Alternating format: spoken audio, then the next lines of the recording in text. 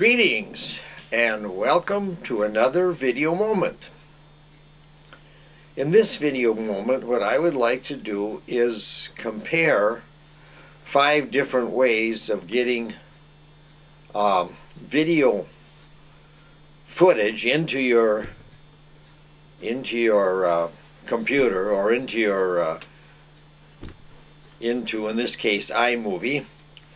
And so this is the first contender. We're using, for this first segment, we're using the Canon HV40 camcorder with the attached DM50 stereo microphone. And this is being, the output of this video is going to mini DV tape, but it's also going into a external hard drive, a 1 terabyte hard drive, which in turn, through a 800 FireWire port, which in turn is going into the MacBook, and the MacBook is running iMovie. So the output of the HV40 is going into the iMovie, and we are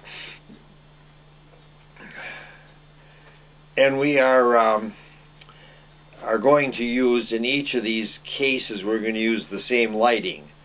I have closed the blinds on the window in the studio here, and I have 3 lights, 3 natural daylight type lights, one in the upper left, one in the upper right, and one in the center, kind of facing up towards the ceiling and reflecting off. And I notice if I put my glasses up, I start getting reflections, but if I keep them down, I don't. Well, let us go on to the next scenario then, and see what we get. All right, here we are with the second scenario in our comparison of video inputs for this video moment. And now we are using the Rebel T4i SDL camera, digital SDL camera, and we are using the same lighting. In this case now we're recording to an SD card on the camera, and then later we will then attach a cable, a USB cable, to the camera and import the video into iMovie on the MacBook. So, is there anything else there that's of concern? No, we should be able to do that. And then when we bring it into the computer, into the MacBook, it will be stored on an event, a new event, and this new event is on an external hard drive that is connected to the MacBook too. So there you have it, the second video option, you might say, where we're importing video with the DSLR camera. So let's see how that looks and move on to the next one. Well, here we are for the next segment of our video, and we have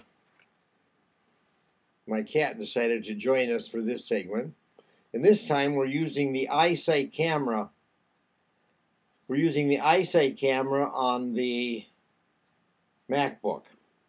So we're going into the iSight camera. We're collecting video with the iSight camera, and this is going in directly into a new event on iMovie on the MacBook.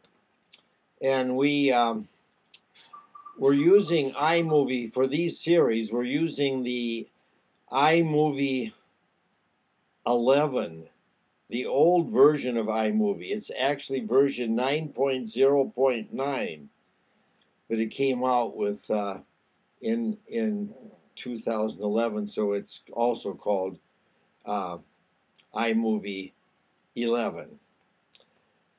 And then the newest version of iMovie, which we're not using, which runs under the Mavericks operating system, it is called version 10. See, that goes, this is version 9 and that's version 10. But then this is also iMovie 11 because of, so iMovie 11 is older than iMovie version 10. Well, anyway, we're using the not the newest version. And we have our cat here, and we're using the same lighting as we did for all of them. Only on this one we're using the iSight camera. So there you have another basis for comparison. Except the computer, the lens is a little, well, you can't adjust the focal length on the lens on the iSight camera, so it's a little further away. So let's move on to our next applicant for who does the best video to import into iMovie. All right, here we are,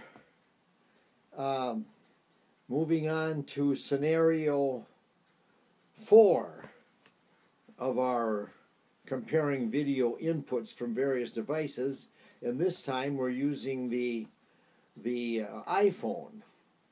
Now I think this is not the newest version of iPhone. The what is it? iPhone 5S or 5W. This is the I think it's iPhone 5 or maybe it's iPhone 4. It's not the oldest version, it's not the newest version.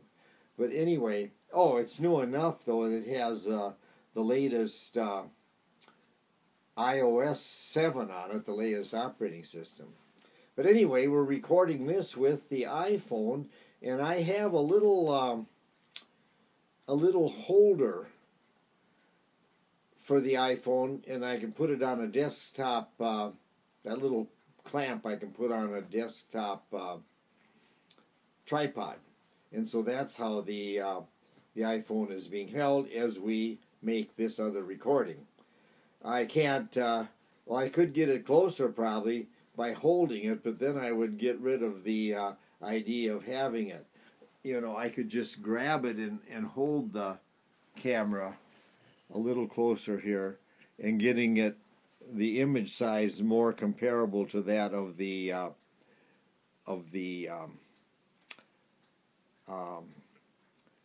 HV40 camcorder or the DSLR camera. But that so that's a way of looking at it, I guess. Same lighting though for each of these scenarios. Okay, well now we'll import this video from the iPhone into iPhoto on the MacBook, and then from there into a new event on iMovie 9.0.9. So let's move on to our final scenario. Well, greetings and welcome to another attempt at putting of getting video into your computer from various devices. And now and now we're using the iPod Touch.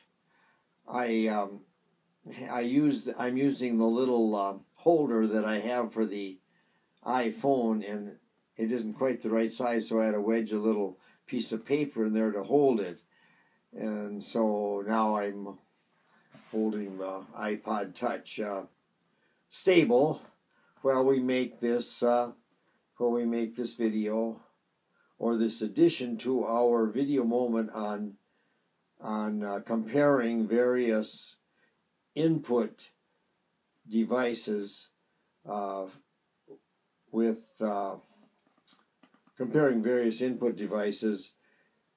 and getting, in this case, we're saving it on the